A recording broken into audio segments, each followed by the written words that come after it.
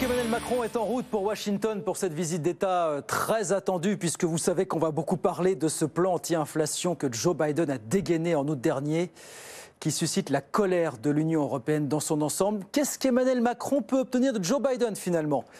Écoutez ce que nous disait Thomas Asportas tout à l'heure à ce sujet sur BFM. Alors, l'Élysée veut calmer les ardeurs des uns et des autres et prévient qu'Emmanuel Macron ne va pas rencontrer Joe Biden avec le couteau entre les dents et essayer d'obtenir l'annulation de son plan effectivement anti-inflation. Le président français pourtant fait monter effectivement la température depuis des mois.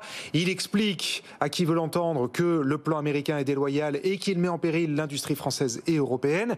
Mais le chef de l'État est aussi bien conscient qu'il n'arrivera pas à faire reculer Joe Biden, tout simplement parce qu'il s'est fait élire et même réélire à l'occasion des midterms sur une politique industrielle américaine protectionniste, et aussi parce qu'il doit défendre les intérêts de son pays face à la Chine qui, elle aussi, on le sait, bien sûr, très protectionniste. Donc, personne ne se fait d'illusions. Emmanuel Macron ne va même pas essayer de demander à Joe Biden l'annulation de l'IRA, mais à la place, ce qu'il va essayer de faire, c'est limiter les dégâts et négocier des exemptions. Des exemptions pour les entreprises françaises qui sont dans les secteurs visés par le plan américain, qui, je vous le rappelle, est un grand plan de subvention autour de la transition énergétique américaine.